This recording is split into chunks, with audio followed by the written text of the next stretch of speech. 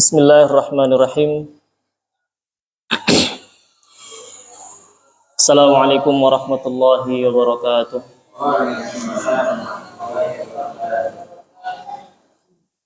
Alhamdulillah, huwal awwal wa laysa qablahu syai', wa huwal akhir wa laysa ba'dahu syai', wa huwal batin wa laysa fawqahu syai', wa huwal zahir wa laysa dunahu syai'. Huwallahu alladzi la ilaha illa huwal hayyul qayyum, al-ahadus samad, alladzi lam yalid wa lam yulad wa lam yakul lahu kufuwan ahad. Asyhadu an la ilaha illallah wahdahu la syarika lah, wa asyhadu anna Muhammadan abduhu wa rasuluh. Ballagha risalah wa addal amanah wa nasahal ummah wa jahada fillahi haqqa jihadih. Fa salawatullahi wa salamuhu alaihi wa ala alihi wa ashabihi wa man sara ala nahjihi ila yaumi liqa'ih. Allahumma inna nas'aluka ilman nafi'an wa rizqan tayyiban wa amalan mutaqabbala. Allahumma ati nufusana taqwaha wa zakkiha anta khairu man zakkaha anta waliyuha wa maulaha. Rabbana hab lana min azwajina wa dhurriyyatina qurrata a'yun waj'alna lil muttaqina imama. Amma ba'du. Qala Allah Ta'ala fi kitabihil karim, a'udzu billahi minasyaitonir rajim. Ya ayyuhalladzina amanu qu anfusakum wa ahlikum nara waquduhan nas wal hijarah 'alaiha malaikatun ghilazun shidadun la ya'sunallaha ma amarahum wa yaf'aluna ma yu'marun. Shadaqallahul azim. Yang kami muliakan Bapak Kepala Sekolah Harisma Umar, Pak Aris Hafizullah Ta'ala. Yang kami hormati asatidzah dan ustazat, yang mudah-mudahan Allah senantiasa memberikan kesehatan dan keistiqomahan dalam mendidik. Yang kami hormati juga wali santri atau orang tua daripada santri-santri sekolah Harisma Umar, yang juga mudah-mudahan Allah memberikan keistiqomahan dan kesabaran dalam mendidik. Bersyukur kepada Allah Subhanahu wa Ta'ala, di hari yang mulia ini kita bisa bermuajahah, bersilaturahim. Alhamdulillah, saya secara pribadi mendapat saudara baru, mendapatkan keberkahan yang baru. Man arada an yubsata lahu fi rizqihi wa yunsa'alahu fi athari falyasim rahimah. Siapa yang ingin atau yang ingin ya, dilapangkan rezekinya, kemudian dikekalkan asarnya, hendaklah dia bersilaturahim. Maka bersyukur kepada Allah bisa bersilaturahim pada hari ini. Mudah-mudahan Allah memberikan kita kesehatan, panjang umur, keberkahan dalam usia, dalam keluarga, dalam harta, dalam kehidupan tentu saja, dan bisa menjalankan kehidupan ini dengan penuh istiqomah dalam ketaatan. Salawat dan salam mudah-mudahan tercurah limpahkan pada guru besar kita, pembimbing kita, tauladan kita, yang mengajarkan kita seluruh kebaikan. Maka semua kebaikan yang kita lakukan ini kembali akan kepada Rasulullah SAW, karena beliaulah yang mengajarkan umatnya yang tadinya berada dalam kegelapan, kemudian dibukakan melalui Rasulullah SAW cahaya yang terang benderang, sehingga siapapun yang berjalan di atas cahaya itu niscaya tidak akan tersesat. Juga pada para sahabat keluarga besar beliau dan juga para pengikut beliau yang senantiasa istiqomah mengikuti ajaran beliau sallallahu alaihi wasallam. Insyaallah ayah bunda ya, di sini ayah bunda. Jadi saya baru tahu parku itu apa? Parenting. Parenting garis bawah. Masya Allah. Dari apa? Istilah kajiannya saja sudah luar biasa, yaitu parenting. Artinya memang hari ini sangat perlu kita membahas ya bagaimana Islam memandang pendidikan itu dan dari mana awal mula pendidikan itu sebetulnya. Ya.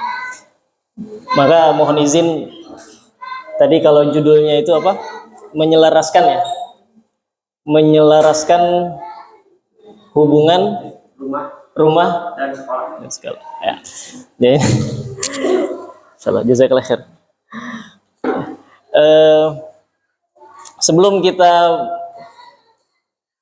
membicarakan tentang judul menyelaraskan antara rumah dan sekolah, ya, syukuran satu. Tadi masya Allah di bagian bapak-bapak atau guru-guru ada diskusi ya, menarik begitu. ya ada kaitannya sedikit banyak ya tentang pembahasan kita hari ini, yaitu sebetulnya pendidikan itu dimulai dari mana sih? Dari rumah kah? Dari sekolah kah? Atau dari lingkungan kah? Atau dari mana? Kira-kira? Dari rumah. Masya Allah. Saya ingin mengutip hadis Nabi Sallallahu Alaihi Wasallam yang diriwayatkan oleh Sayyiduna Ibnu Umar radhiyallahu taala anhuma, muttafaqun alaih. Nabi Sallallahu Alaihi Wasallam bersabda, kullukum ra'in wa kullukum mas'ulun an ra'iyatih.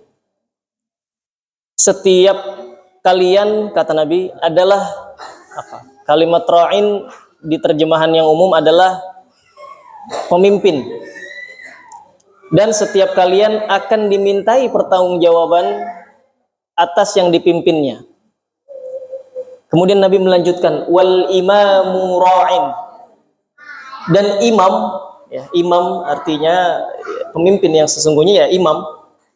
Kalau tadi Nabi berbicara secara global, kullukum, setiap kalian, setiap masing-masing kalian, laki-laki, perempuan, ayah, bunda, guru, kemudian semuanya adalah pemimpin bagi dirinya.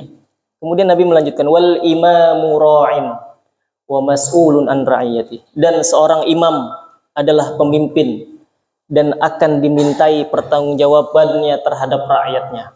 Kata rakyat itu dari bahasa Arab ra'iyah. Kemudian dilanjutkan lagi, warrajulu ra'in. Dan seorang laki-laki adalah pemimpin fi ahli baitih, di dalam rumahnya. Wa mas'ulun an ra'iyati. Dan akan dimintai pertanggungjawabannya terhadap apa yang dipimpinnya, yaitu yang ada di dalam rumahnya. Kemudian dilanjutkan lagi, wal mar'atu ra'iyatun. Dan perempuan, tadi laki-laki, ini keadilan Nabi Sallallahu Alaihi Wasallam. Sebutkan secara umum, kemudian pemimpin, kemudian laki-laki, kemudian wal mar'atu ra'iyatun. Dan perempuan, ya ibu-ibu, ra'iyatun adalah pemimpin fi baiti zaujiha, di dalam rumah suaminya, atau terhadap apa yang ada di dalam rumah suaminya. Wa mas'ulatun an ra'iyatiha, dan dimintai pertanggungjawabannya terhadap apa yang dipimpinnya, apa yang dikelolanya di dalam rumah. Bahkan nanti Nabi menyampaikan bahwa wal khadimu, pelayan-pelayan, ra'in adalah pemimpin juga, bertanggung jawab atas apa? An mali sayyidiha, atas harta tuannya. Wa kullukum ra'in. Nabi menutup hadis ini dengan pembukaannya, wa kullukum ra'in wa kullukum mas'ulun an ra'iyati. Dan setiap kalian adalah, artinya ditakkid, nah, ayah bunda yang dirahmati Allah, maka kalau kita lihat hadis ini, kita akan mengetahui bahwa sesungguhnya setiap masing-masing kita adalah pemimpin yang bertanggung jawab terhadap apa yang dipimpinnya. Diri kita memimpin diri sendiri, ya akan dimintai pertanggungjawaban apa yang digunakan oleh tangan kita, apa yang digunakan oleh kaki kita, apa yang dilihat oleh mata, dan seterusnya. Kemudian laki-laki atau imam, tentu saja imam, pemimpin sesungguhnya, kepala negara, kemudian ya dalam hal ini misalnya kepala sekolah misalnya, itu akan dimintai pertanggungjawabannya. Kemudian Rasulullah menyampaikan warrajulu, dan seorang laki-laki itu adalah pemimpin fi ahli baiti, di dalam rumahnya. Jadi kita dalam hadis ini sangat clear ya, siapa pemimpin di dalam rumah. Ya. Maka kalau saja ada yang mengatakan ibu-ibu pemimpinnya misalnya, atau istri adalah pemimpin yang dalam rumah, tentu saja ini bertentangan dengan hadis ini dan bisa dipastikan akan tidak sesuai jalannya rumah tangga dengan yang dikehendaki oleh Islam. Karena Nabi sudah mengatakan di dalam rumah itu pemimpinnya adalah ar-rajul, laki-laki. Sebagaimana di surah An-Nisa ayat 34, ar-rijalu qawwamuna 'alan nisa bima faddalallahu ba'dahum 'ala ba'din wa bima anfaqu. Maka ayah bunda yang dirahmati Allah, ini adalah hadis yang sangat luar biasa maknanya, yang jika kita perhatikan, yang jika kita teliti lebih detail lagi atau kita lebih kaji lagi, ini memberikan pemahaman atau memberikan ilmu yang sangat luar biasa, yaitu ketika seorang laki-laki dijadikan atau dinobatkan sebagai pemimpin di dalam rumah, maka tentu saja dia bertanggung jawab terhadap kelangsungan rumah tangga itu, ya, kepada istrinya, kepada anak-anaknya, dan seterusnya. Ya. Ini belum ada kaitannya dengan sekolah, masih rumah dulu. Kemudian di ayat At-Tahrim, ayat yang tadi dibacakan, ya ayyuhalladzina amanu qu anfusakum wa ahlikum naro. Maka wahai orang-orang yang beriman, jagalah, peliharalah diri kalian dari qu anfusakum wa ahlikum, dan keluarga kalian dari api neraka yang bahan bakarnya adalah manusia dan batu. Sayyidina Ali radhiyallahu taala anhu menafsirkan ayat ini, makna dari qu anfusakum, peliharalah diri kalian dan anggota keluarga kalian, adalah allimu anfusakum wa ahlikum khaira. Ajarkanlah diri kalian dan keluarga kalian, dan didiklah dengan baik. Mengajarkan dan mendidik. Ada dua kalimat, yaitu at-ta'lim wa ta'dib. Ini tentu saja merupakan salah satu tugas kepala rumah tangga, yaitu at-ta'lim wa ta'dib. Kalau di surat An-Nisa itu disampaikan Allah melebihkan laki-laki di atas perempuan, kemudian dari apa yang mereka infakkan, nafkah. Dan perlu diketahui, nafkah, mencari nafkah, kemudian kelebihan yang diberikan itu bukan satu-satunya yang menjadikan laki-laki itu bisa memimpin. Tetapi ada hal lain, yaitu di ayat At-Tahrim ini, bahwa laki-laki, kepala rumah tangga, haruslah bisa mendidik, kemudian mentakdib. Kalimat at-ta'lim adalah mengajarkan ilmu. Istrinya diajarkan ilmu, anak-anaknya diajarkan ilmu. Maka nanti kita akan melihat bagaimana ulama-ulama itu polanya adalah mereka belajar pertama kali biasanya dari ayahnya atau ibunya. Ya, artinya dua-duanya, ayahnya atau ibunya. Ada yang ayahnya sudah wafat biasanya, kemudian ibunya yang mengajarkan. Atau dua-duanya masih ada, ya dua-duanya mengajarkan. Sampai ilmu ayah dan ibunya habis, baru dia sekolah. Bayangkan. Jadi belajar sampai ilmu ayah dan ibunya habis, dia pergi.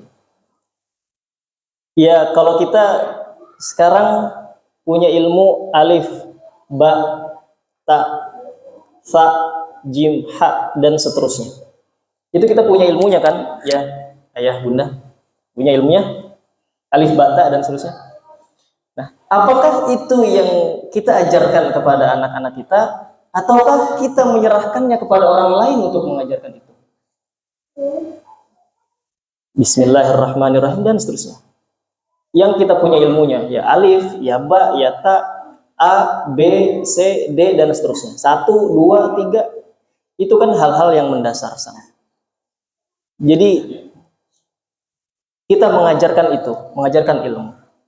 Kemudian at-ta'dib, mengajarkan adab, mendidik adab. Sebetulnya ta'dib ini, adab ini bahasa sederhananya ulama atau bahasa lembutnya para ulama untuk mengatakan hukuman. Jadi at-ta'dib itu pada hakikatnya adalah hukuman. Hanya saja para ulama memperhalus kalimat itu dengan kalimat at-ta'dib, memperbagus adab. Adab-adab yang tidak baik diperbaiki dan seterusnya. Itu tugas siapa? Ar-rajulu. Tugas ayah. Tentu saja dengan kolaborasinya dengan bunda, dengan ibu.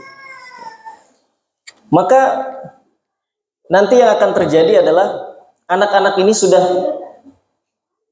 siap dengan lingkungannya. Anak-anak ini sudah siap dengan apa yang akan dihadapi setelahnya. Dalam hadis lain Nabi mengatakan, kullu mauludin yuladu 'alal fitrah. Setiap anak manusia itu dilahirkan dalam keadaan fitrah. Dalam keadaan fitrah Islam. Berserah diri kepada Allah Subhanahu wa taala. Kalaulah dia dibiarkan saja, maka dia tentu saja akan condong kepada fitrah. Nah, nanti yang akan mempengaruhi adalah lingkungannya. Ya, kalau kita khawatir hari ini nanti lingkungan dan seterusnya. Lingkungan akan mempengaruhi teman-teman dan seterusnya. Ya, betul. Maka dari itu Islam mengajarkan pilihlah lingkungan yang baik. Kemudian pilihlah teman-temannya yang baik. Itu kita yang memilihkan, orang tua. Tapi selain itu atau diawali daripada lingkungan-lingkungan yang tadi adalah fa'abawahu yuhawwidanihi au yumajjisanihi au yunassiranihi.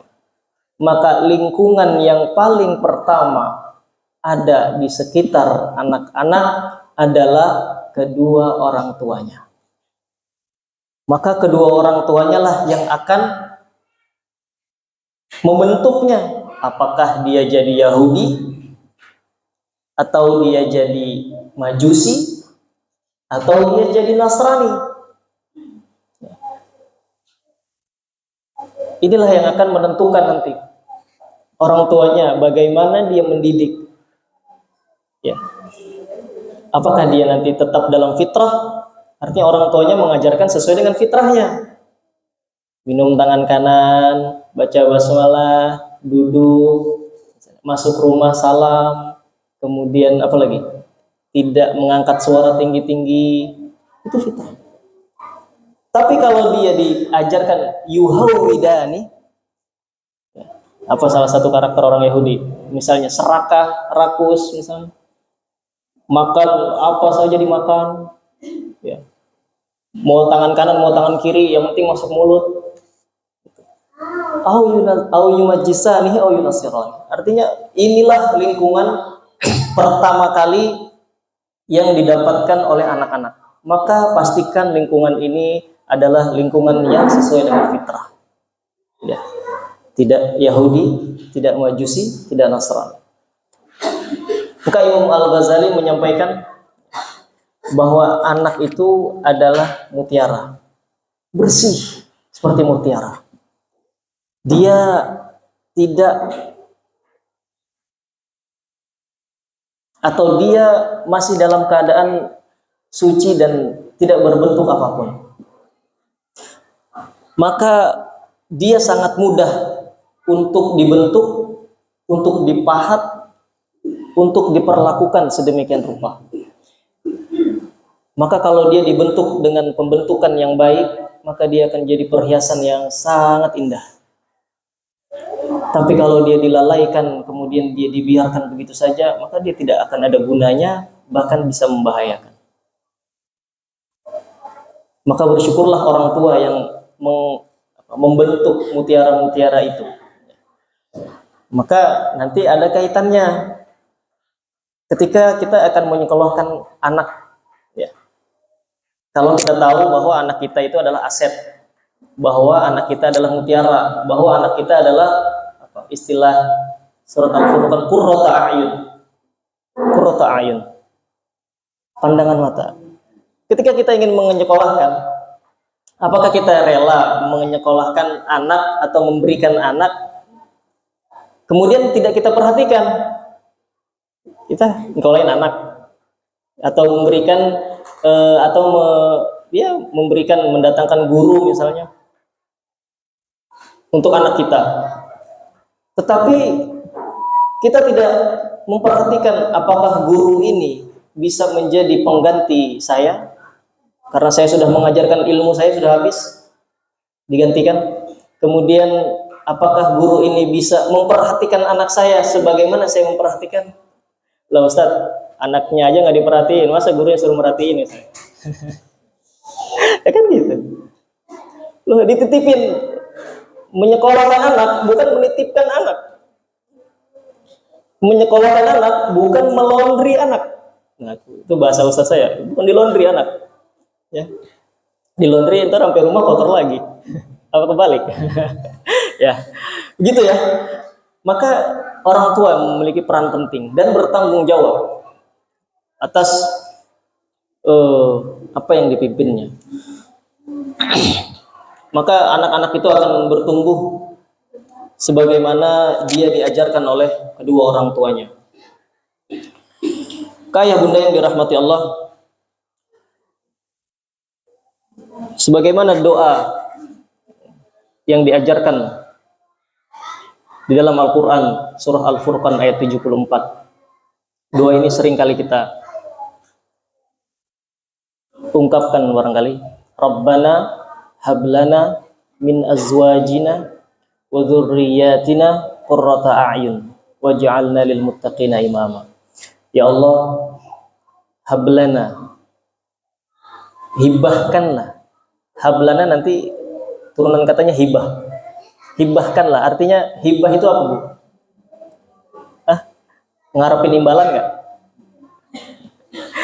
Hablana, ya. Hibah itu bukan pemberian yang mengharapkan imbalan, ya hibah. Kan orang kalau sudah hibah ya udah, nggak ada apa, nggak ada ikatan apa-apa, udah hibahkan saja. Maka kita memohon kepada Allah untuk menghibahkan, memberikan, mengaruniakan anak-anak atau pasangan-pasangan dan anak cucu keturunan yang akan menjadi qurrata a'yun. Ya Allah, berikanlah, hibahkanlah kepada kami pasangan-pasangan dan anak-anak yang akan menyejukkan mata. Dan jangan minta balasan ya, artinya itu. Ya sudah, hibahkan saja. Kami nggak bisa balas apa-apa.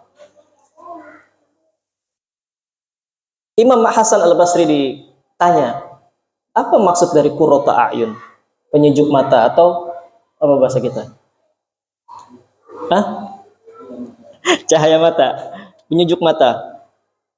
Imam Hasan Al-Basri ditanya tentang itu, maka beliau menjawab, wahai Imam, apakah yang dimaksud dengan qurrata a'yun pada ayat Al-Furqan ayat 74? Apakah itu berlaku di dunia ataukah itu berlaku di akhirat?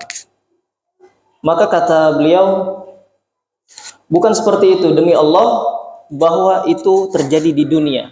Artinya qurrata a'yun itu terjadi di dunia.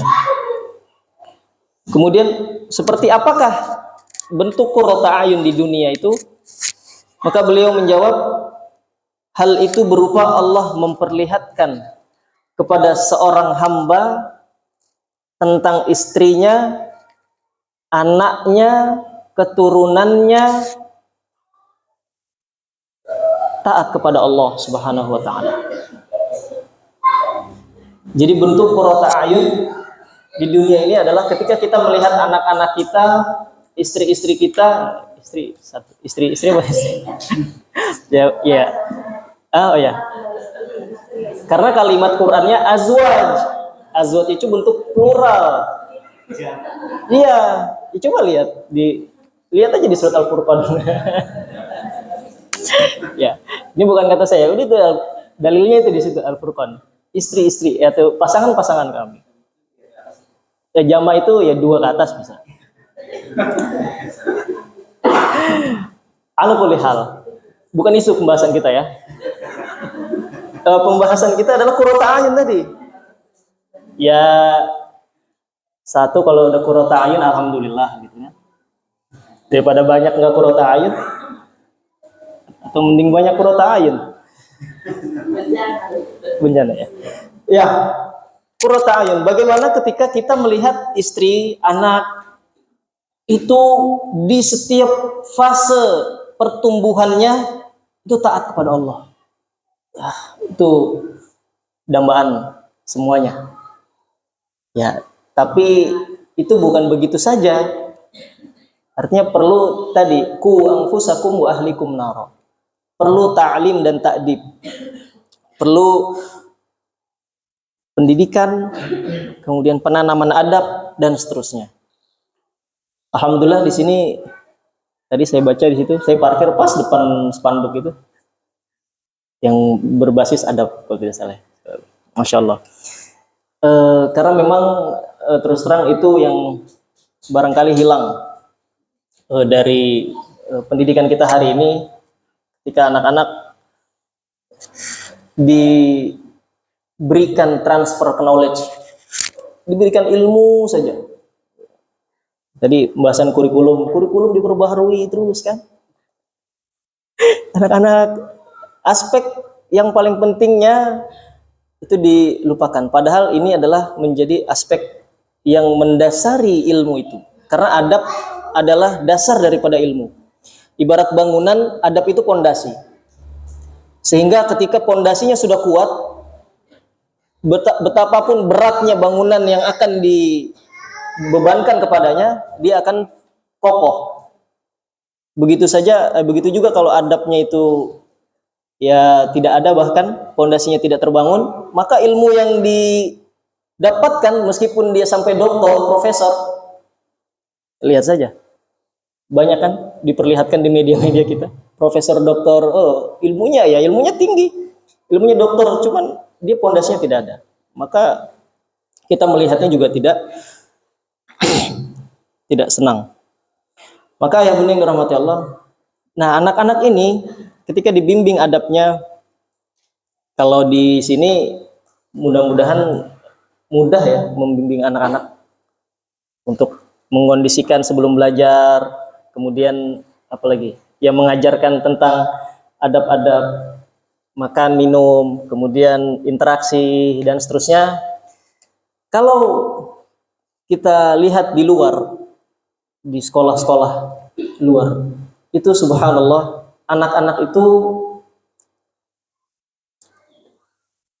ketika jam belajar begitu, itu mereka belum dalam keadaan siap, masih ngobrol sana sini, bahkan naik-naik meja, bangku, lempar-lemparan pesawat kertas, entah apa, masih saling mengeluarkan kalimat-kalimat ya untuk satu teman, 2 teman dan seterusnya. Itu terjadi dan guru yang mengampu itu membiarkan saja. Nah, nanti kaitannya dengan ta'dib, memberikan adab. Jadi adab itu tadi kan adalah bahasa halusnya para ulama tentang hukuman. Dia seperti dokter, maka guru itu seperti dokter. Dia akan mengetahui ketika pasiennya sakit dan obat apa yang pas untuk diberikan. Tidak kurang dosisnya ataupun tidak lebih. Itu pendidik seperti itu. Maka kalau santri begitu, dia belum bisa diajarkan, harusnya ditakdib, harusnya diberikan pendidikan adab, dikondisikan. Tapi kalau mengondisikannya, anak-anak heboh. Anak-anak, kita siap belajar ya, jangan bercanda. Kurang atau pas dosisnya itu? Apakah anak-anak dengar langsung? Enggak. Anak-anak akan bodoh amat. Ya, nggak dengar, ya gurunya soalnya kecil aman. Nggak kedengeran. Karena gurunya juga nggak memasang perhatian kepada anak itu. Makanya kalau ya di sini ya, barangkali ya, atau di Kutab itu kadang guru-guru itu kalau mau mengondisikan anak itu udah datang aja, anak-anak main biarin, diam aja sampai 30 menit diam anak-anak sampai dia sadar, oh ini gurunya mau ngapain ya, aku diem aja gitu ya. Ustadz kok diem aja gitu.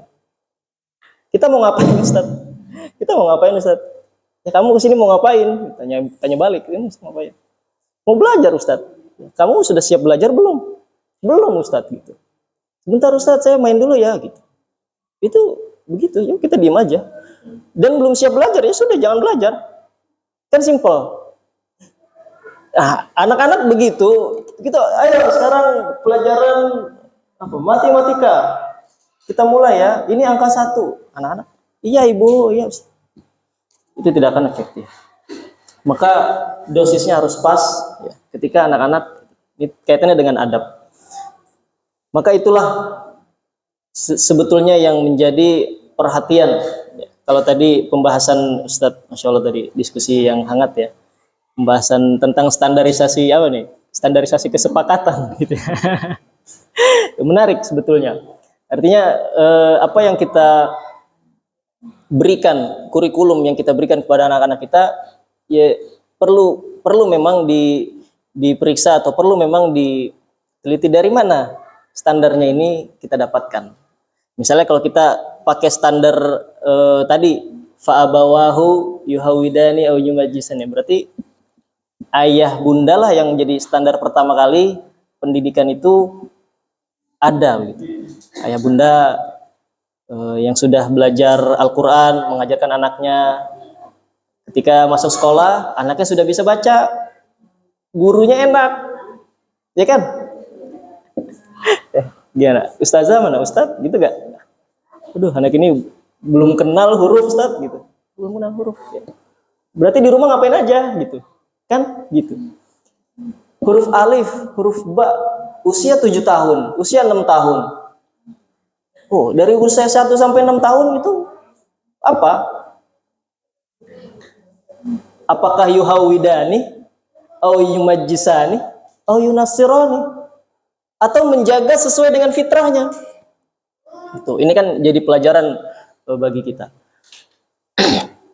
Ini sebelum kaitannya nanti kepada sekolah, karena kalau dilihat dari pola para ulama, bahkan di Al-Quran pun sudah ada, ketika pola di dalam rumah itu sudah diperbaiki, pola di dalam rumah itu sudah baik, pastilah Allah akan memberikan guru yang lebih baik daripada orang tuanya. Allah akan memberikan pendidik yang lebih baik daripada orang tuanya. Sehingga nanti kita kalau mau lihat di Al-Quran, banyak ayat-ayat pendidikan. Kalau mau dicari banyak sekali ayat-ayat pendidikan. Dan yang semuanya itu ada potretnya hari ini. Misalnya ayahnya soleh. Ayahnya soleh. Istrinya tidak soleh misalnya. Ada nggak? Dalam Al-Quran ada nggak? Di kehidupan nyata ada nggak? Atau kebalikannya, istrinya soleha, ayahnya ada nggak? Di Quran ada nggak? Ada. Yang soleh dua-duanya ada? Ada. Di Quran ada? Semuanya ada di Quran. Kita mau ambil yang mana misalnya? Kita ambil yang ideal aja ya. Ini kan soleh-soleh dua-duanya. Yang soleh dua-duanya misalnya, dia bukan nabi. Dia bukan nabi. bukan keluarga Nabi. Kalau kita sholawat, itu kan apa sih sholawat isinya? Allahumma sholli ala Sayyidina Muhammad wa ala ali, kepada Nabi Muhammad dan keluarganya. Kemudian kama shallaita ala Ibrahim, pada Nabi Ibrahim dan keluarga. Karena dua keluarga ini adalah dua potret terbaik untuk dijadikan contoh berkeluarga. Tapi ada aja, wah Ustaz itu kan Nabi gitu. Masa ya? Beratlah kita selevel dengan Nabi. Ya memang nggak akan bisa kita selevel dengan Nabi. Tapi paling tidak kita ikuti jalannya. Oke, kalau gitu kita jangan pakai yang keluarga Nabi dulu deh. Keluarga yang bukan Nabi. Keluarga yang bukan Nabi bahkan di dalam Al-Quran dijadikan nama surat. Apa? Ali Imran. Surat keberapa itu, Bu? Surat ketiga. Ya, surat Ali Imran. Surat ketiga. Siapa Imran? Ya. Nabi bukan? Bukan Nabi ya. Istrinya Nabi bukan juga ya pasti ya. Nah, tapi diabadikan. Kenapa bisa diabadikan? Bahkan di surat Ali Imran itu ayat 33-nya Allah menyampaikan innallaha astafa Adama wa Nuha wa ala Ibrahima wa ala Imran 'alal alamin. Allah telah memilih Adam, Nuh, dan keluarga Ibrahim, juga keluarga Imran di atas alam semesta ini. Artinya keluarga Nabi Ibrahim disejajarkan dengan keluarga Imran. Apa kebalik? Keluarga Imran disejajarkan keluarga Nabi Ibrahim. Ya, keluarga Imran disejajarkan oleh Allah dengan keluarga nabi-nabi, keluarga Nabi Ibrahim dan dua orang nabi yang lain. Itu kenapa? Karena lihat, ketika istrinya Imran, ulama tafsir menyampaikan atau mengatakan namanya Hanna. Idh qalatim ra'atu Imrana rabbi inni nadzartu laka ma fi batni muharrara fataqabbal minni. Ya Allah, aku nazar nih, anak yang di dalam kandunganku ini akan aku abdikan, akan aku wakafkan untuk menjadi muharrar. Kalau muharrar itu dia yang mengurusi Masjidil Aqsa di zaman itu. Dari dalam kandungan dia sudah berdoa. Jadi pendidikan sejak dalam kandungan itu sudah ada ya, dari Al-Quran. Cuman yang salah dididik dari dalam kandungan dengan musik-musik mozaik misalnya, yang salah. Ya memang dididik dalam kandungan, tapi dididiknya dengan cara yang lain. Ya itu dinazarkan. Kemudian ketika lahir ternyata anak ini bukan laki-laki, ya, yang lahir adalah perempuan. Tetapi Allah menjawab doa itu, meskipun perempuan khusus, dia tetap bisa mengabdi di masjid. Karena tentu saja perempuan tidak bisa setiap waktu ada di masjid. Ada waktu-waktu tertentu yang dia nggak boleh di masjid. Tapi khusus anaknya ini sana. Maka ini dia berdoa terus. Dididik dengan pendidikan yang baik. Kemudian fataqabbalaha rabbuha biqabulin hasanin wa ambataha nabatan hasana. Maka Allah menerima doanya, doa ibundanya. Kemudian Allah menumbuhkan, membantu perkembangannya dengan perkembangan yang baik. Ambatan nabatan. Ini Allah menyampaikan anak-anak itu kayak tumbuhan. Anak didik itu seperti tumbuhan. Ini tentu saja analogi yang menarik yang disampaikan oleh Al-Quran. Tumbuhan itu ketika tumbuh, maka kalau dia dirawat, disiramin, dipupukin, dia apa lagi? Diguntingin kalau ada daun makan ulat misalnya, ibu-ibu yang paling tahu dah. Ya, terus sama yang tumbuhan dibiarin, nggak disiram, bahkan dilihat aja enggak, boro-boro dipupuk, ada ulat ya biarin, ya kan? Itu gimana? Beda jauh nggak hasilnya? Wah, sangat jauh. Maka ketika Allah menumbuhkan, membantu pertumbuhan anak ini, maka wa ambataha nabatan hasana. Lihat, wa kaffalaha Zakaria. Maka Allah memberikan kepada keluarga ini ketika anak ini lahir, Imran ini sudah wafat. Menurut para ahli tafsir, Imran ini sudah wafat. Sehingga Hana ini single parent, mendidik anaknya ini seorang diri. Tapi itu pendidikannya pendidikan yang baik, diperhatikan betul-betul sehingga dia berdoa kepada Allah, diterima doanya oleh Allah, dibantu oleh Allah dengan pertumbuhan yang baik. Kemudian setelah itu dia sudah habis nih, udah nggak bisa didik lagi, ya kan? Artinya sudah tahap maksimal begitu dalam mendidik anak. Ya Allah, sudah saya nggak punya ilmu lagi untuk diajarkan. Wa kaffalaha Zakaria. Maka Allah menghadirkan sosok guru yang akan mengambil alih pendidikannya. Siapa? Wa kaffalaha Zakaria. Yang didatangkan sebagai gurunya Nabi. Lebih baik dari orang tuanya? Tentu saja lebih baik. Nabi. Maka kalau maksimal di dalam rumah dengan pendidikan yang terbaik, kalau sudah selesai, sudah nggak mampu lagi, ya Allah, doa. Itu ulama mengajarkan, ya Allah, aku sudah mendidik anakku dengan kemampuanku, maka sekarang didiklah ia. Artinya mohon bantu, dibimbing gitu, karena semua atas bimbingan Allah. Maka Allah akan hadirkan pendidik yang lebih baik daripada kita sebagai orang tuanya. Maka waqafalha Zakaria. Zakaria mendidiknya. Kemudian melihat Zakaria, kok ini Maryam banyak keajaibannya. Ya, nama anaknya Maryam ya nanti ya. Banyak keajaibannya. Terakhir keajaibannya dilihat, falamma dakhala 'alaiha Zakaria al-mihrab wajada 'indaha rizqa. Ketika Nabi Zakaria mendatangi Maryam, karena yang memberi makan, yang memberi ilmu, memberi apapun kebutuhan Maryam itu Zakaria. Suatu hari Nabi Zakaria melihat kok ada sesuatu yang berbeda gitu. Ada buah-buahan di sisinya Maryam. Qala anna laki hadza.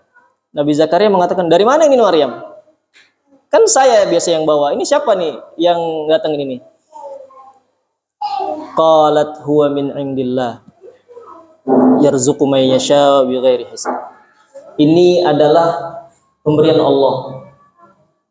Allah memberikan rezeki kepada siapa yang dikehendaki tanpa hisab. Maka ketika itu Nabi Zakaria melihat keajaiban, berdoa.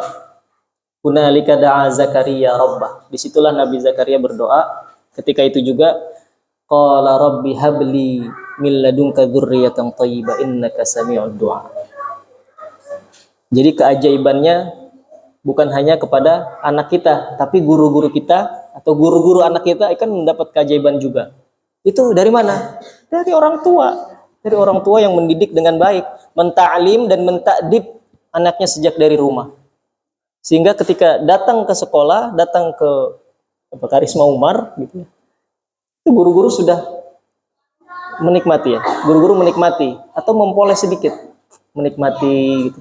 Oh ini bacanya jelas ya nak, kalau nun mati ketemu H gitu. Bacanya jelas dan seterusnya. Tinggal diperbaiki. Maka mudah-mudahan Allah membimbing kita ya dalam mendidik anak kita, ya, memberikan adab yang baik dan seterusnya. Inilah potret keluarga yang bukan Nabi yang bisa menjadi contoh untuk kita, dan tentu saja perhatian ulama kita itu sangat kuat terhadap siapa yang akan menjadi pendidik anak-anaknya. Ya, meskipun dia dididik oleh orang lain, tetapi perhatiannya tetap fokus kepada anaknya. Artinya anaknya tidak dibiarkan saja. Anaknya tidak dibiarkan saja. Kalau kita lihat kisahnya Sultan Muhammad Al-Fatih yang membebaskan Konstantinopel, itu kan beliau waktu kecil bukan anak yang mudah diajarkan, karena dia hidup di kesultanan, ya, hidupnya dikelilingi kemewahan. Setiap datang guru, gurunya itu diejek atau diketawain, atau ya artinya gurunya itu nggak kuat gitu. Ya, ada nggak guru yang nggak kuat ngadepin anak-anak gitu? Ya, guru nggak kuat. Akhirnya satu dipanggil gurunya, kemudian gurunya ini membuat kesepakatan dengan sultan, atau sultan yang membuat kesepakatan. Sultan sebagai Sultan Murad II, sebagai ayah dari Sultan Mehmed IV atau Muhammad Al-Fatih, itu membuat kesepakatan dengan, nih guru, kalau dia bandal pukul aja. Orang tua yang bilang ke guru, ya, guru, kalau dia bandal pukul aja. Maka ketika diajar, Muhammad Al-Fatih gitu ngoyo ya gitu, main apa enggak ini, teringat gurunya ini, teringat apa kalimatnya Sultan, akhirnya dipukulnya nih. Ketika dipukul, Sultan Al-Fatih kaget, tersentak, nggak ada yang pernah mukul saya. Guru-guru ini lari, kalau maksudnya guru-guru ini nggak ada yang tahan dengan saya, dia pasti pergi pulang nggak mau ngajar lagi. Tapi ini mukul. Akhirnya Sultan ini ngadu, Al-Fatih ini ngadu, Al-Fatih kecil ngadu kepada ayahnya. Ayah, siapa tahu ayahnya bikin backup kan, gurunya dia. Udah, sana belajar lagi. Udah, akhirnya dari situlah Muhammad Al-Fatih belajar. Dan seterusnya. Kisah-kisah seperti ini banyak. Ketika kalau di Quran ada kisah Nabi Musa dengan Nabi Khidir, ya, itu bagaimana mereka bersepakat. Kata Nabi Musa, saya mau ikut dong, mau belajar, daftar, ya, ngambil formulir gitu ya. Kalau ada formulir, kalian ngambil formulir. Daftar nih jadi murid, ya, daftar jadi murid. Enggak, jangan, ente jangan jadi murid aneh, ente nggak sabar, ente nggak akan sabar. Assalamualaikum. Ente nggak akan sabar jadi murid. Kata Nabi Musa, insya Allah saya sabar, apapun yang akan diajarkan. Wa kaifa tasbiru ala ma lam tuhit bihi khubra. Enggak, ente enggak akan sabar karena ente enggak tahu ilmunya. Ini nanti yang akan saya ajarin, karena ente enggak tahu ilmunya, ente enggak akan sabar. Tuh, orang kalau enggak tahu ilmunya pasti enggak sabar. Kemudian enggak, udah sabar. Ya udah, akhirnya kan jalan kan? Jalan satu, Nabi dikatakan gurunya ini adalah Nabi Khidir ya. Kalau bahasa Turki Hizir. Ya udah, satu, kemudian nanya, tuh kan nggak sabar kan? Ya udah, satu doang nih, ntar udah nggak lagi. Dua, nanya lagi Nabi Musa, kok begini, kok begitu? Tuh kan nggak sabar. Akhirnya yang ketiga, udahlah, ente nggak akan sabar, udah selesai kita di sini. Nah itu kan bisa jadi pembelajaran ya. Artinya ketika lembaga atau guru punya syarat, itu harus diturutin. Kalau nggak pecat aja. Ya sebagaimana Nabi Musa dipecat oleh Nabi Khidir sebagai murid. Ya simpel sih sebetulnya, cuman prakteknya ya perlu banyak hal-hal yang perlu dibahas. Nah, itu yang akan menjadikan orang tua yang akan belajar, anak-anaknya juga belajar, akan mengerti bahwa pendidikan itu adalah proses panjang. Ya, pendidikan generasi itu adalah proses panjang. Saya sering mengatakan kepada guru-guru bahwa bisa jadi yang antum ajarkan ini tidak antum rasakan secara langsung, tetapi anak-anak mereka nantilah yang akan mendapatkan hasilnya. Tapi paling tidak antum punya jariah. Artinya jangan ngajarin anak harus hafal 7 juz di sini, harus hafal arba'in di sini. Jangan. Tapi bagaimana kita menanamkan kecintaan dia kepada ilmu, menanamkan kepada mereka adab-adab yang baik, sehingga ketika dimanapun dia berada, siapapun bisa menjadi gurunya, siapapun bisa menjadi gurunya, dan apapun bisa jadi ilmu buat dia, karena dia punya dasar, dia punya pegangan. Ya. Kalau tadi bahasa Ustadz Wibowo, dia punya iman dulu kan, Ya, kalau sudah iman, apapun dia bisa difilter. Barangkali itu yang bisa disampaikan. Nanti selanjutnya kita diskusi saja, karena menarik kalau diskusi dengan guru-guru atau asatidzah dan juga orang tua santri sekalian. Hadanallahu wa iyyakum ajma'in. Mudah-mudahan bermanfaat, mudah-mudahan bisa kita ambil pelajarannya. Billahi taufiq wal hidayah. Assalamualaikum warahmatullahi wabarakatuh. Betul.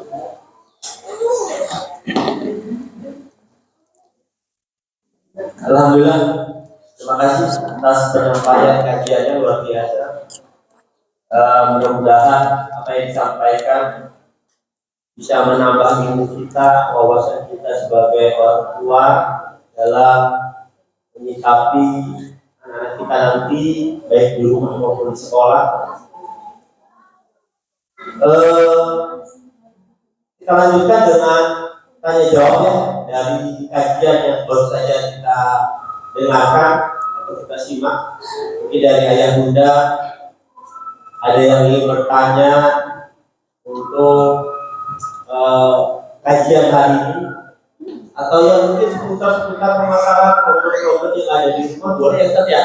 Boleh ya Bapak, karena masih pelajarannya adalah belajar di rumah dengan di sekolah diselaraskan. Mudah-mudahan kalau nanti bisa dijawab, karena beliau juga adalah seorang pengajar, sama kemudian bisa memberikan wawasannya, ilmunya, pengalamannya dalam menghadapi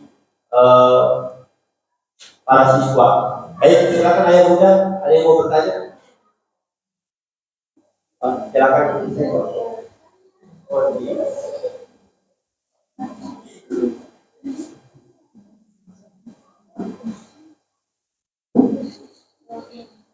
Assalamualaikum warahmatullahi wabarakatuh. Waalaikumsalam. Sebelumnya saya ucapkan terima kasih atas kesempatan yang sudah diberikan. Saya bertanya 2 pertanyaan, boleh Ustaz? Boleh Ustaz? Dua 2 pertanyaan. Bayaran mahal loh. Ya silakan, kita nggak apa-apa. Saya mau bertanya. Pertanyaan pertama yaitu ini yang terjadi pada diri pribadi ya Ustaz. Kita itu sudah mendidik anak mulai dari lahir sampai usia tobat.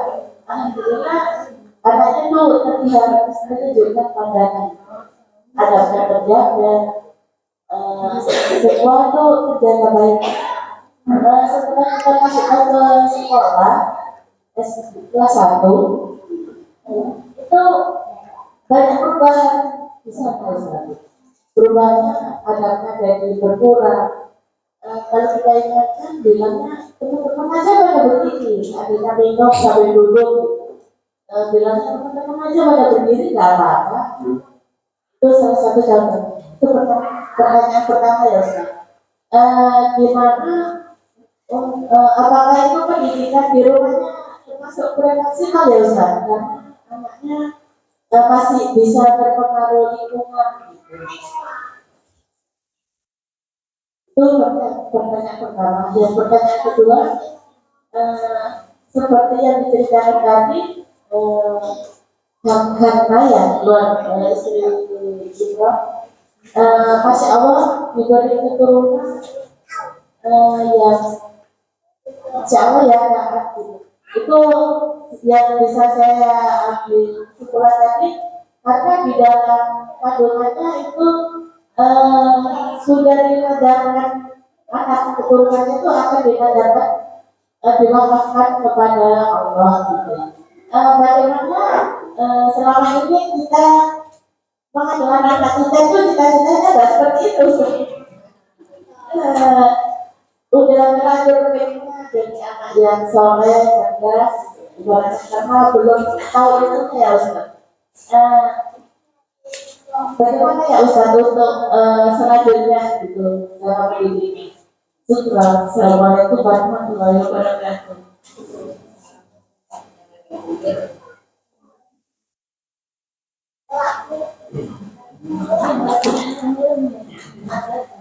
Ini dijawab aja langsung ya. Biar jangan lupa pertanyaan. Kalau panjang tadi pertanyaan. Apa Ustaz ya? Pertanyaannya sedikit, ceritanya panjang. Enggak apa, Ibu. Bismillah. Tadi pertanyaan pertama, di rumah sudah dididik dengan maksimal, dengan baik dan seterusnya. Kemudian justru ketika di sekolah, ya jadi agak berubah. Maka orang tua kan tentunya punya pertimbangan ketika memilihkan teman, maka nanti orang tua itu sebetulnya bertanggung jawab ya, memilihkan teman anak. Karena Nabi nanti bersabda, ar-rajulu ala dini khalilih falyanzur ahadukum man yukhalilu. Seorang itu akan mengikuti agama temannya, artinya maksudnya ya akan sesuai dengan kebiasaan temannya.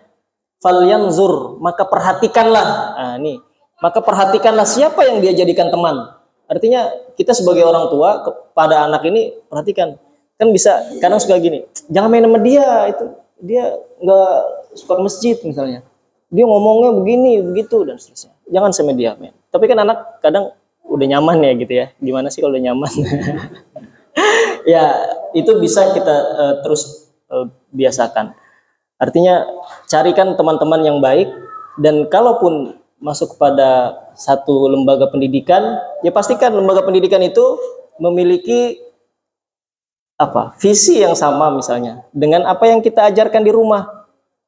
Ya, dengan apa yang sudah kita ajarkan, kira-kira memang hari ini mungkin tidak banyak ya, tidak bertebaran ya sebagaimana lembaga pendidikan yang lain yang misalnya satu visi dengan apa yang sudah diajarkan di rumah.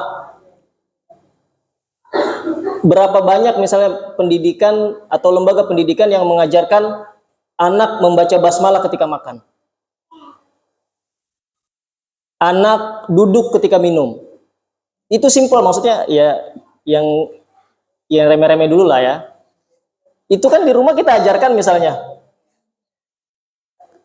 Atau mengucapkan salam kepada guru, ustazah, ustadz dan seterusnya. Itu lembaga pendidikan, apakah semuanya begitu atau enggak? Nah, kita pilih tuh. Kan bisa kita observasi dulu kan sebelum memasukkan anak kan kita lihat dulu. Oh begini, masya Allah guru-gurunya sangat perhatian misalnya. Guru-gurunya bukan formalitas ngajarnya misalnya, ya kan? Karena guru itu nanti jadi faktor paling utama ya di dalam lembaga pendidikan itu. Kalau istilah siapa Ustaz ya? Bahwa sarana pendidikan itu penting. Tetapi ada yang lebih penting daripada itu, yaitu kurikulum. Kurikulum itu penting, tapi ada yang lebih penting daripada itu, yaitu metode mengajar. Metode mengajar itu penting, tapi ada yang lebih penting daripada itu, yaitu gurunya. Guru itu penting, tapi ada yang paling penting daripada guru, yaitu ruh guru. Ruhnya. Gimana? Guru emang gak punya ruh, maksudnya ruh guru. Guru itu hadir, betul-betul hadir sebagaimana guru. Kalau kita pakai standar guru, pakai yang mana nih? Guru yang mana mau kita jadikan standar? Nabi aja ya, gak apa-apa ya. Ya. Sepakat kan? Kita jadi Nabi sebagai standar guru terbaik. Karena Nabi menyampaikan, innama bu'istu mu'alliman, aku diutus sebagai guru. Bagaimana sifat karakter guru yang ada pada diri Nabi? Kita lihat di surah At-Taubah kalau tidak salah, di ayat terakhir, walaqad ja'akum min anfusikum azizun alaihi ma'anittum harisun alaikum bil mu'minina raufur rahim. Ada 3 tuh. Yang pertama, azizun alaihi ma'anittum. Guru itu bisa merasakan apa yang dirasakan oleh murid. Murid nggak bisa, guru harus memahami bahwa murid nggak bisa. Ustazah saya belum bisa, kamu gitu aja nggak bisa. Kan begitu. Itu kan gampang, itu kan cuma tambah-tambahan 1 sama 2. Nggak bisa begitu. Kita harus menjiwai ya, meruhi ya, menjiwai. Kalau murid nggak bisa ya, kita sabar, diajarkan pelan-pelan. Jangan, kamu itu kan udah diajarin minggu lalu, masa nggak bisa juga? Nggak. Itu bukan karakternya tuh. Azizun alaihi ma'anittum. Atau udah dijelasin, nanya, barusan dijelasin, nanya lagi, gitu. Nah, hati-hati tuh guru tuh. Azizun alaihi ma'anittum.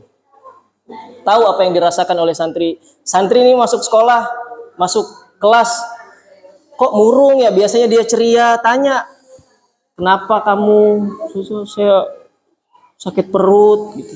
Makan ayo dah, cari sarapan dulu, makan. Dan seterusnya. Itu diperhatikan. Kita merasakan apa yang dirasakan oleh santri. Kesusahan apa, kesulitan apa, keluh kesahnya apa, dan seterusnya. Kira-kira gampang gak nih Ustadz saja? Ayo loh. Ya ini karena standarnya Nabi ya. Tapi Nabi kan uswah. Uswah itu kan teladan. Teladan itu pasti bisa dicontoh. Kemudian harisun alaikum. Sangat ingin muridnya itu bisa. Sangat ingin muridnya itu selamat. Sangat ingin muridnya itu bahagia. Jadi dia sangat menginginkan muridnya itu selamat. Tentu saja dunia dan akhirat. Ya. Kalau itu jadi tujuan yang paling besarnya. Tapi selamat ini banyak. Ya, dia bisa menyelesaikan hafalan, dia bisa, dan seterusnya. Sangat ingin. Pengen muridnya itu bisa. Nggak pengen dia muridnya itu tertinggal. Nggak pengen dia, dan seterusnya. Jadi merasakan betul. Bil mu'minina ra'ufur rahim. Dan dia lemah lembut, berkasih sayang, dan seterusnya, dan seterusnya. Jangan dikit-dikit dihukum. Dikit-dikit dihukum. Nanti bab hukuman dalam Islam itu ada lagi tuh babnya. Kapan anak ini mulai bisa dihukum?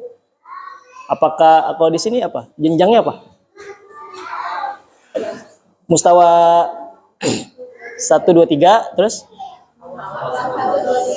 Oh, mustawa awal 1 2 3.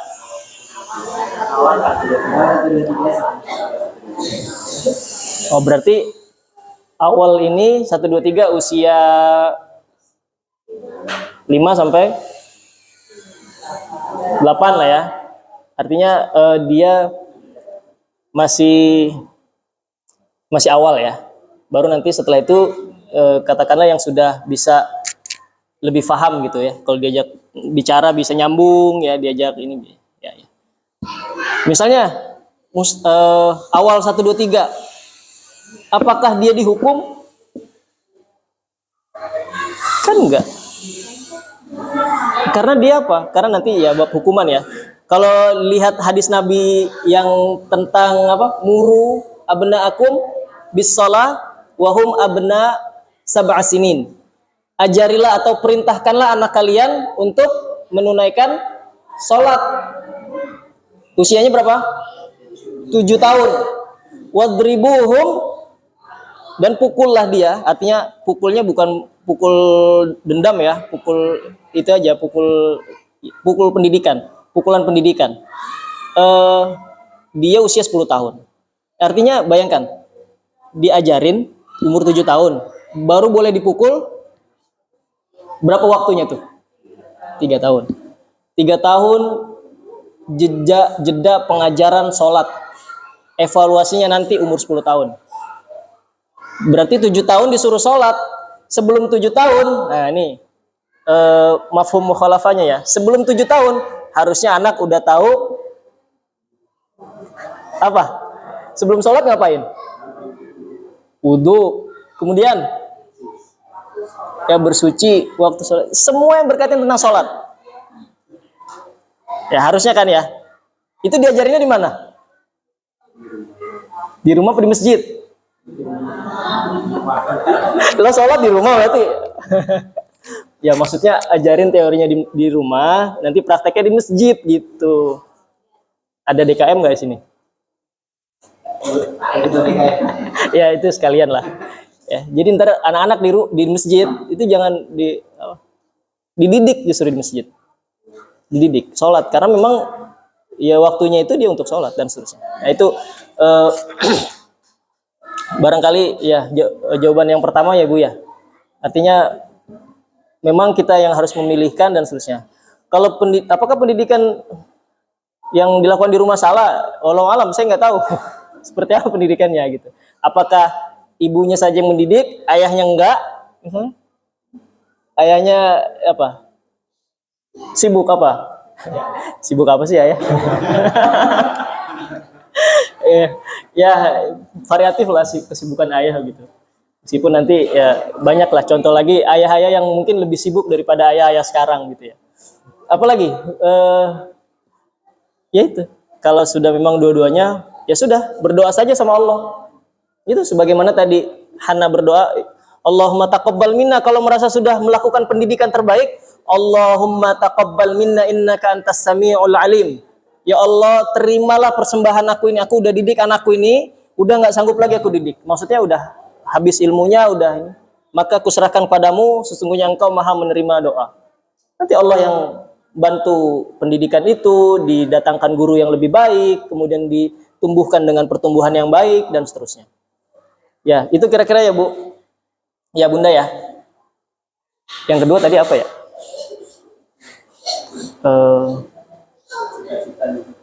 Cita apa? Kalau Harna kan cita-citanya mau mengadakan putranya, putrinya untuk jadi tadi. Kalau dari cita dan cita-cita jadi soleh, sukses dalam kandungan. Oh ya.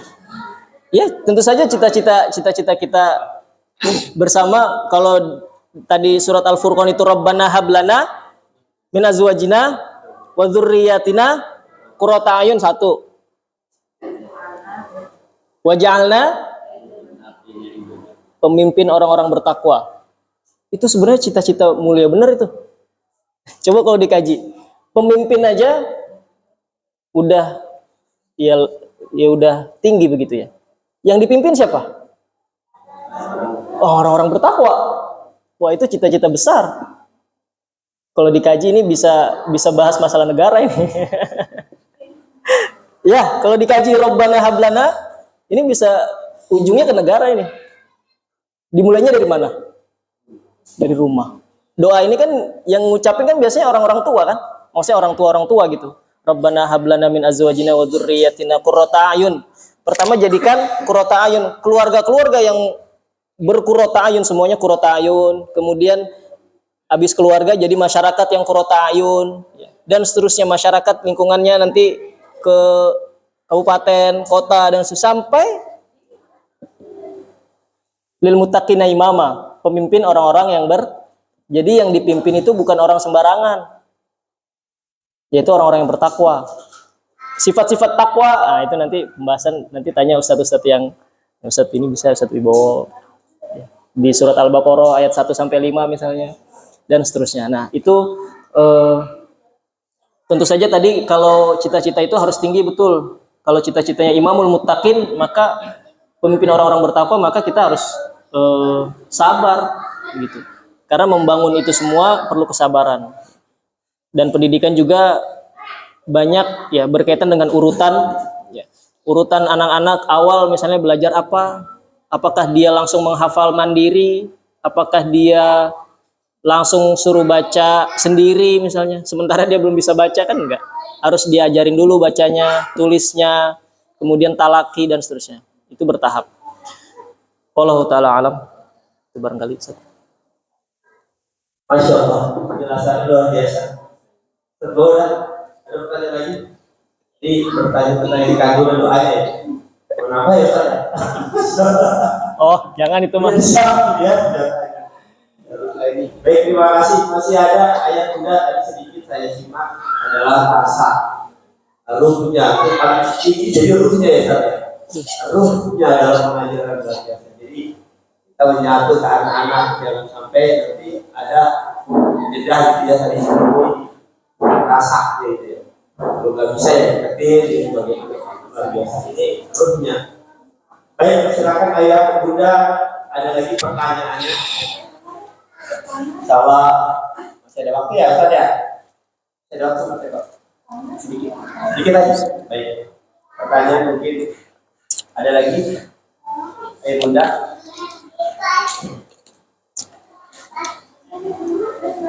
Baik. Silakan Mas Bo.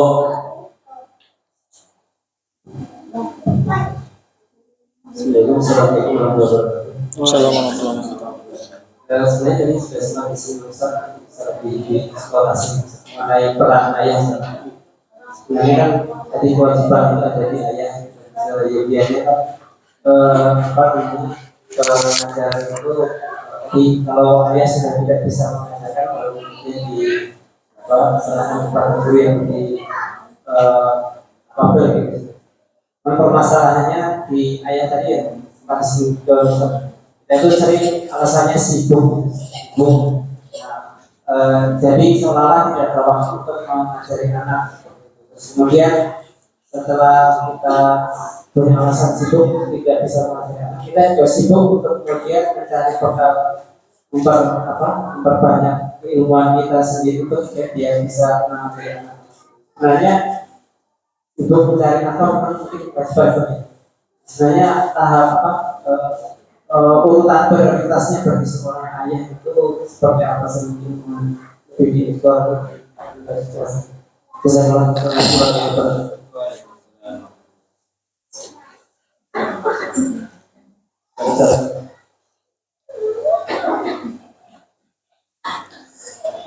Insyaallah.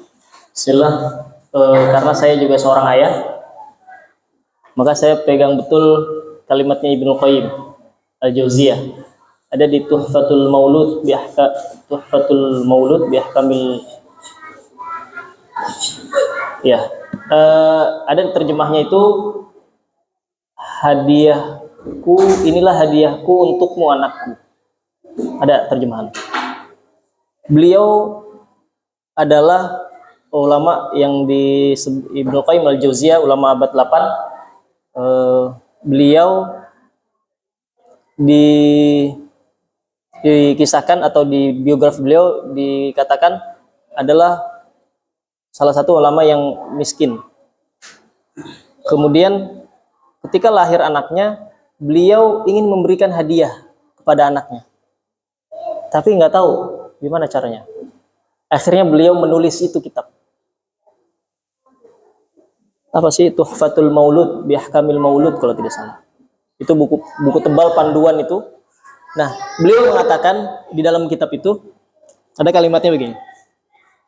Betapa banyak orang yang menyengsarakan anaknya, buah hatinya di dunia dan di akhirat karena ia tidak memperhatikannya, tidak mendidiknya dan memfasilitasi syahwatnya atau keinginannya. Sementara dia mengira telah memuliakan anaknya dengan ketiga hal tadi. Padahal dia telah merendahkannya. Dia juga telah mengira bahwa dia telah menyayanginya, padahal dia telah menzoliminya. Maka hilanglah bagiannya pada anak itu di dunia dan di akhirat. Jika diamati kerusakan pada anak-anak, penyebab utamanya adalah ayah. Ini kalimat terakhirnya kan? Jika diamati penyebab, meskipun ghaliban ya, dalam nas Arabnya ada ghaliban. Secara umum penyebab utama kerusakan anak adalah ayah. Kenapa? Ya itu. Apa alasan? So sibuk dan seterusnya. Maka itu ya tadi tanggung jawab ayah adalah tentu saja ku anfusakum, itu tugas paling penting sebetulnya. Kalau diurutkan Allah Ta'ala seperti apa urutannya, yang jelas kita bisa mengukur. Ya mencari nafkah ya sampai apa sih mencari nafkah, maksudnya apakah sampai rumahnya 3 tingkat, apakah rumahnya dihiasi emas semua atau dan seterusnya. Sehingga anak itu tidak kita didik secara langsung ya, terutama para ayah. Kita tidak didik anak itu secara langsung kemudian kita serahkan misalnya ke ibunya. Kalau misalnya ada apa namanya, kalau di sini bagi rapot itu dua-duanya datang. Alhamdulillah, ya, alhamdulillah. Kalau informasi-informasi disampaikan ke ayahnya, iya. Kalau di tempat saya, ayahnya yang saya kasih informasi. Urusannya terserah. Assalamualaikum Abi, Afan tadi anaknya begini. Dibaca doang, iya dibaca doang. Nggak dibalas, enggak. Yang penting saya pengen, ya itu pelan-pelan ya. Maksud saya. Jadi ibunya itu nanti ya udah sama ayahnya. Nanti urusan mereka tuh, ibu dan ayah, menyelesaikan apa yang menjadi evaluasi di sekolah dan seterusnya.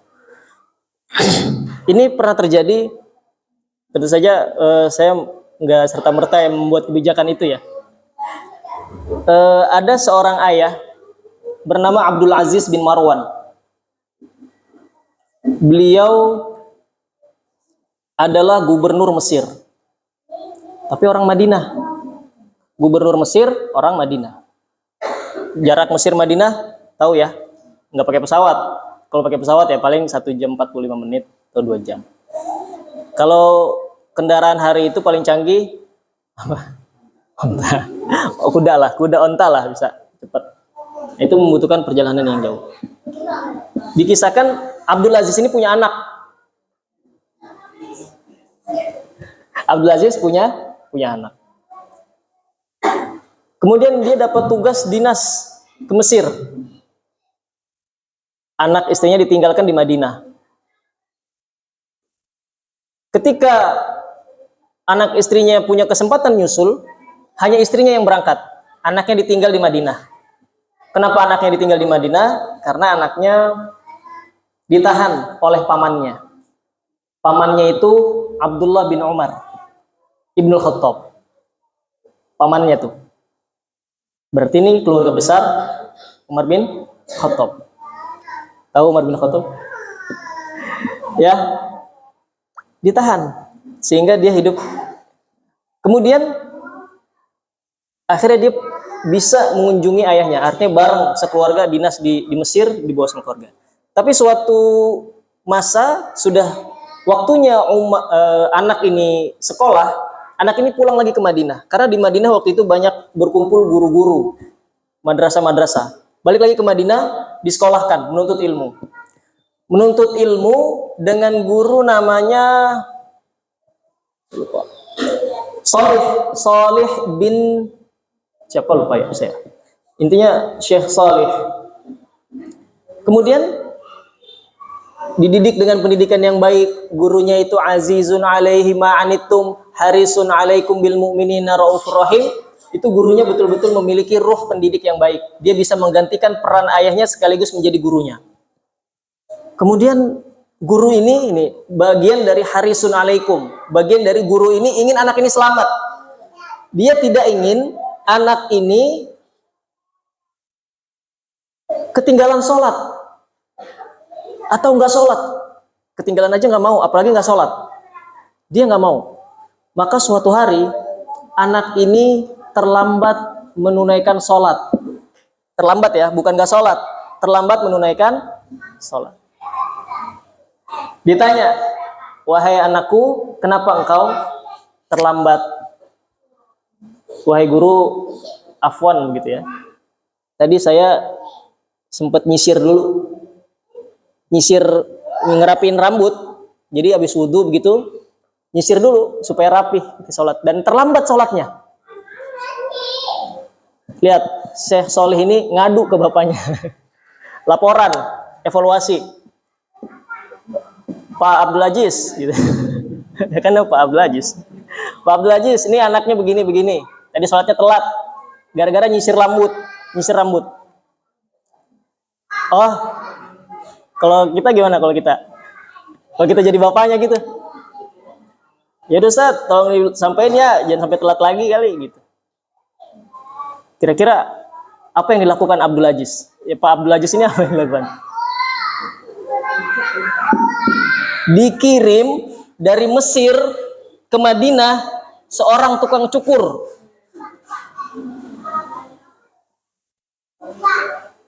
karena rambutmu melalaikanmu dari sholat, dicukur habis. Dan tukang cukurnya dikirim langsung dari Mesir.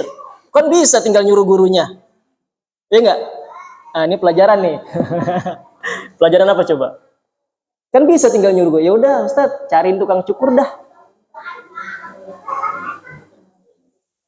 Ayo. Pelajarannya apa? Ayahnya tahu bahwa ini guru anaknya. Dia ahli ilmu. Jangan sampai dia disuruh mesenin Grab. Bukan tukang cukur.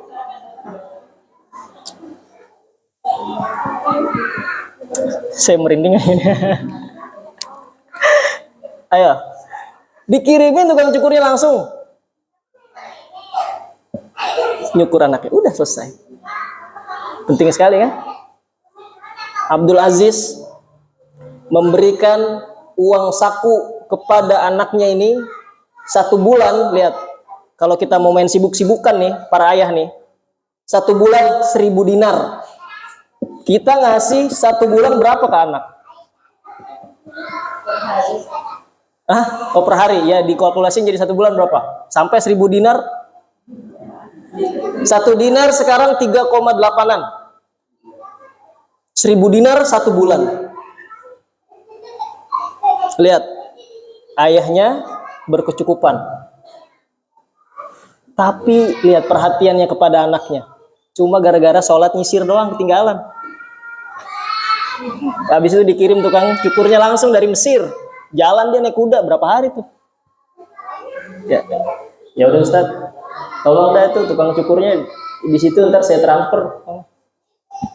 Lah, ini pelajaran sangat mahal yang mengatasnamakan kesibukan. Ya, banyak kisah seperti itu, dan ini yang coba kami terapkan ya di sekolah. Itu kalau ada apa-apa, saya sampaikan ke bapaknya langsung. Yang mau diikutin nggak apa-apa, kalau mau diikutin. Yang bapaknya langsung. Akhirnya kita pengen memberikan pemahaman bahwa ayah, ini anakmu ya. Ayo kita didik bareng-bareng. Ini anakmu ya. Nanti yang bertanggung jawab bukan aku, tapi kamu. Karena anak ini ya, dan seterusnya. Allah ta'ala alam. Kira-kira itu barangkali atau kalau mau didetail pelajaran dari kisah tadi, itu sebetulnya ada 5 poin yang bisa dibahas, tapi mudah-mudahan nanti bisa dicari kisahnya sendiri di manaqib. Nama anaknya siapa tadi? Tadi belum saya kasih tahu namanya. Nama anaknya Umar. Umar bin siapa dia? Siapa? Cucunya Umar bin Khattab, ya jelas. Beliau adalah Amirul Mukminin, Khalifah Bani Umayyah. Ulama menyebutnya bahkan dia adalah Khalifah kelima, disejajarkan dengan 4 Khalifah sebelumnya. Umar bin Abdul Aziz memakmurkan, membuat keadilan itu merata di seluruh bumi dalam waktu 29 bulan. Berapa tuh? 29 bulan. Sampai tidak ada orang yang nggak ada orang yang berhak menerima zakat. Semuanya berkecukupan. Bayangkan, sampai dia tebarkan harta-harta itu, ya, makanan-makanan gandum itu yang bersisa karena tidak ada lagi yang menerima zakat, taruh di gunung, kasih burung-burung. Itu keadilan. Nah, itu hasil didikan ayahnya juga. Ayahnya yang kayak gitu tuh, yang didik tuh. Jadinya Umar bin Abdul Aziz. Jadi kebesaran Islam dari pendidikan ini sesungguhnya banyak sekali. Hanya saja barangkali kita lebih gemilau ya, lebih terpesona atau lebih silau dengan ya standar-standar yang lain, misalnya dari siapa dan seterusnya. Padahal kalau kita lihat bagaimana mulianya ilmu dan pendidikan dalam Islam, Masya Allah, itu kita bisa hidup atau jalan di malam hari seperti jalan di siang hari. Ya, nggak akan tersesat, insyaallah. Wallahu taala alam, sekira itu. Masya Allah ya, penjelasannya. Pertanyaannya sedikit tapi penjelasannya luar biasa, yang sangat berinspiratif banget. Karena waktunya sudah habis ya, cukup tanya jawab ya. Terima kasih Ustaz sudah menyampaikan kajian dan tanya jawab jawaban sangat luar biasa. Berbagi ilmu dengan kita sebagai guru di rumah. Kita juga sebagai guru ya Ustaz. Sebagai guru di rumah luar biasa. Terima kasih Ustaz. Berikutnya, acara berikutnya ini Ustaz tetap di sini ya. Terima kasih Ustaz. Terima kasih atas kajiannya. Berikutnya adalah informasi dari para kamu Ketua Umar tentang kalender pendidikan dan lain-lain, informasi yang berkaitan dengan sekolah. Pada hari kami persilakan.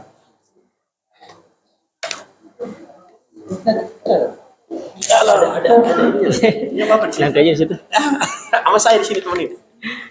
Ayo, foto. Ustaz. Iya.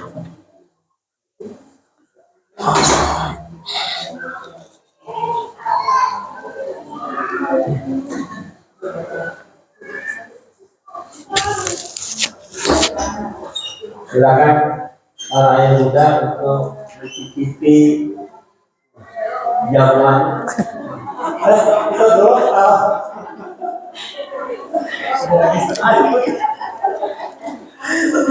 Kita doa.